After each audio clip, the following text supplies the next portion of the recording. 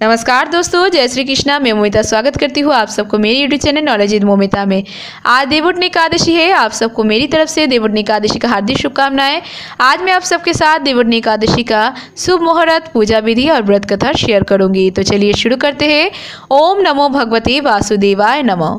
देवउठनी एकादशी के दिन भगवान विष्णु अपने 4 महीने की नींद से जागते हैं और इसी दिन चातुर्मासी समाप्त हो जाते हैं। जागने के बाद भगवान श्रीहरि सबसे पहले प्रार्थना तुलसी जी की ही सुनते हैं। इसलिए देवउठनी एकादशी के दिन तुलसी जी के विवाह भगवान शालिग्राम से करने का भी परंपरा है। शालिग्राम भगवान विष्णु का ही विग्रह रूप माने जाते हैं। साल 2022 4 नवंबर शुक्रवार देवउठनी एकादशी है, जिसे हरि प्रवर्तनी एकादशी भी कहते हैं। और व्रत भी 4 नवंबर को रखा जाएगा और 5 नवंबर को एकादशी का व्रत खुल जाएगा, जिसे व्रत का पारण कहते हैं। एकादशी की तिथि प्रारंभ होगी 3 नवंबर गुरुवार शाम 7:31 से। एकादशी तिथि समाप्त होगी 4 नवंबर शुक्रवार शाम 6:08 पर। एकादशी के दिन भगवान विष्णु को पीले फल, पीले फूलों से पूजन करना चाहिए। इस दिन भगवान को जो भी मौसमी ऋतु फल है वो अर्पित करना चाहिए, जैसे कि मूली, सिंघाड़ा, आंवला, ये सब भगवान को अर्पित करना चाहिए। भगवान को इस दिन शाम को जगाना भी चाहिए। इस दिन शंख, घंटे, घड़ियाल बजाकर भगवान विष्णु को जगाया जाता है। ऐसा करने से कहा जाता है कि पूरे साल में आपके घर में भगवान विष्णु और माँ लक्ष्मी की कृपा बनी रहती है। जो भी इस दिन श्री हरि का कथा सुनते हैं या पढ़ते हैं, उसे 7 दीपों से युक्त पृथ्वी दान करने का समान फल प्राप्त होते हैं। देवउठनी एकादशी कथा अनुसार प्राचीन काल में एक राजा के राज्य में एकादशी के दिन सभी लोगों को व्रत रखना होता था। किसी को भी उस दिन अन्न खाने का आज्ञा नहीं थी और न अन्न बेचने की आज्ञा थी। एक दिन दूसरे राज्य का एक व्यक्ति राजा के दरबार में नौकरी मांगने को आया और राजा ने कहा, नौकरी तो मिल जाएगी, लेकिन एक शर्त है, एकादशी के दिन तुम्हें अन्न नहीं मिलेगा। नौकरी के लालच में उसने शर्त मान ली। एक रात एकादशी के दिन उसने फलाहार किया, लेकिन उसकी भूख नहीं मिटी। तब उसने हाथ जोड़कर राजा से कहा उसे खाने के लिए अन्न दिया जाए, फल से उसकी भूख नहीं मिट पाए हैं और इस प्रकार वो भूख के मारे मर जाएगा। तब राजा ने शर्त की बात उसे याद दिलाई, फिर भी वो नहीं माना। तब राजा ने उसे अनाज दिया। अब वो रोज की तरह नदी में स्नान करने के बाद भोजन बनाने लगा। भोजन बनाने के बाद उसने एक थाली में भोजन निकाला, अपने भगवान को भोजन करने के लिए आमंत्रित किया। उसके निमंत्रण पर भगवान विष्णु पीताम्बर रूप में वहां आए और भोजन ग्रहण किया। भोजन करने के बाद भगवान वहां से चले गए और वह व्यक्ति अपने काम पर चला गया। जब दूसरी एकादशी आई तब वह व्यक्ति फिर से राजा के महल में पहुंच गया और हाथ जोड़कर निवेदन करने लगा कि उसे खाने के लिए दुगना अनाज दे दिया जाए। इस बार राजा ने कारण पूछा तो उसने बताया पिछली बार वो भूखा रह गया था, उसका भोजन भगवान करके चले गए थे। इतने थोड़े अनाज में दोनों का पेट नहीं भर पाते हैं। ये बात सुनकर राजा हैरान रह गया। राजा को उस व्यक्ति को बात पर विश्वास नहीं हो पाया। तब उसने राजा को भी साथ चलने के लिए कहा और कहने लगा, राजन आप खुद ही मेरे साथ चलकर देख लीजिए। अब एकादशी के दिन नदी में स्नान करने के बाद उसने भोजन बनाया, फिर एक थाल में खाना निकलकर अपने भगवान को बुलाने लगा। राजा एक पेड़ के पीछे छुपा हुआ ये सब देख रहा था, लेकिन भगवान तो आए ही नहीं। तब उस व्यक्ति की बात पर राजा को पूरा विश्वास हो गया था कि ये व्यक्ति विश्वास नहीं हो रहा था कि ये व्यक्ति झूठ बोल रहा है। तब उधर वही व्यक्ति भगवान को पुकारता ही रहा। ऐसा करते करते शाम से रात होने को आई। राजा पेड़ के पीछे छुपा हुआ ये सब देख रहा था। अंत में जब उस व्यक्ति ने देखा कि भगवान आ ही नहीं रहे, तब वह हाथ जोड़कर भगवान से कहने लगा, हे प्रभु मैं आपको बहुत देर से पुकार रहा हूँ, क्या बात है, आज तो आप आना ही नहीं चाहते हैं? जल्दी आइए, भोजन तैयार है। अगर आप नहीं आए तो मैं इसी दिन इसी नदी में कूदकर अपना प्राण त्याग दूंगा। और भगवान को ना आता हुआ देखकर वही व्यक्ति नदी की ओर जाने लगा और जैसे ही वह नदी में कूदने वाला था तब उसी समय वहां प्रकट हो गए भगवान और उसका हाथ पकड़कर उसे रोक लिया। अब भगवान ने उस व्यक्ति के हाथों से बनाया हुआ भोजन को ग्रहण किया। फिर वह अपने भक्त को अपने साथ ही अपने धाम में लेकर चले गए। उधर पेड़ के पीछे छुपे हुए राजा ने सारा हाल अपनी आंखों से देखा। अब राजा को इस बात का ज्ञान हो चुका था कि ये दिखावा आडंबर से कुछ नहीं होता। सच्चे मन से अगर अपने ईश्वर को याद किया जाए तो वो जरूर दर्शन देंगे और उनका सभी मनोकामनाएं पूरे करते हैं। इस ज्ञान के बाद राजा भी अपने घर जाते हैं और सच्चे मन से एकादशी का व्रत करते हैं। अंत में उसे भी उस व्यक्ति की तरह स्वर्ग की प्राप्ति होती है।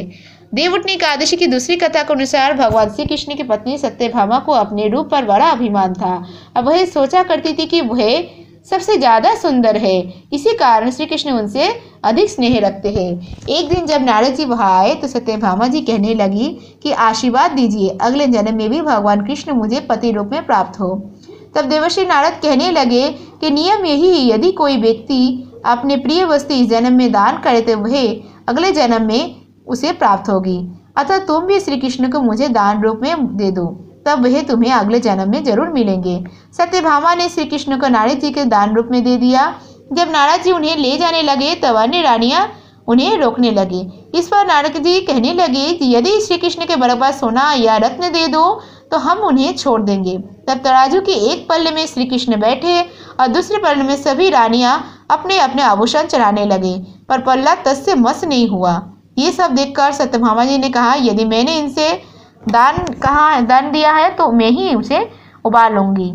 ऐसा कहकर अपने सारे आभूषण चढ़ा दिए, पर पल्ला हिला तक नहीं। ये देखकर सत्यभामा बड़ी लज्जित हुई। सारा समाचार जब रुक्मिणी जी ने सुना तब वह तुलसी पूजन करने के बाद उसके पत्ते ले आए और उसके पत्ते को पल्ले में रखते ही तुला का वजन एक बराबर हो गया और पल्ला उठ गया। नारद जी तुलसी दल लेकर स्वर्ग को चले गए और रुक्मिणी श्री कृष्ण के पटरानी थी, इसलिए तुलसी जी के वरदान के कारण ही वह अपनी और सभी रानियों की सौभाग्य की रक्षा कर पाई। तब से तुलसी जी के ये परम पद प्राप्त हो गया कि श्री कृष्ण अपने भोग बिना तुलसी के शिकार नहीं करते। ये कारण है कि देव उठानी एकादशी के दिन भगवान कृष्ण की पूजा कर उन्हें भी तुलसी दत्त अर्पित करना चाहिए। और देव उठानी एकादशी के दिन तुलसी जी की कथा भी सुनती जाती है। और उस कथा के अनुसार प्राचीन काल में जलंधर नाम का राक्षस ने चारों ओर उत्पात मचा दिया था। वह बड़ा वीर और पराक्रमी था और उसकी वीरता के कारण उसकी पत्नी वृंदा का पतिव्रता धर्म थी। उसी के प्रभाव से वह अजय बना रहा था। जलंधर को ये वरदान प्राप्त था कि जब तक उसकी पत्नी वृंदा का प्रतिभ्रम थम रहेगा तब तक कोई भी उसका बाल भी नहीं बांका कर पाएगा। ना कोई उसे युद्ध में हरा सकता है, ना उसे कोई मार सकता है। उधर जलंधर के अत्याचार से पीड़ित होकर सभी देवतागण ने भगवान श्री कृष्ण के पास गए और उनसे रक्षा करने की गुहार लगाई। देवी देवताओं के प्रार्थना सुनकर भगवान विष्णु ने वृंदा का प्रतिबद्ध धर्म भंग करने का निश्चय किया और उन्होंने जलंधर का रूप धरकर छल से वृंदा का स्पर्श कर लिया। विष्णु भगवान का स्पर्श करते ही वृंदा का सतीत्व धर्म नष्ट हो गया। उधर युद्ध के मैदान में जलंधर बड़ी वीरता से युद्ध कर रहा था, लेकिन वृंदा का सतीत्व धर्म नष्ट होते ही जलंधर मारा गया। जैसे ही वृंदा का सतीत्व धर्म नष्ट हो गया, जलंधर का सिर उसके महल में आंगन में आ गिरा। जब वृंदा अपने पति का सिर अपने आंगन में देखा तो क्रोधित होकर जानना चाहा कि जिसने उसे स्पर्श किया है फिर वह कौन है। सामने साक्षात भगवान विष्णु प्रकट हुए और तब उसने भगवान विष्णु को श्राप दे डाला कि जैसे छल से मुझे तुमने प्रतिवियोग दिया है, ठीक उसी प्रकार छल पूर्वक तुम्हारी पत्नी का हरण होगा और स्त्री वियोग सहने के लिए तुम्हें मित्र लोक में जन्म लेना पड़ेगा। ऐसा कहकर वृंदा अपने पति के साथ सती हो गई और वृंदा के श्राप के कारण ही भगवान विष्णु को श्री राम का अवतार लेना पड़ा और उन्हें सीता वियोग भी सहना पड़ा।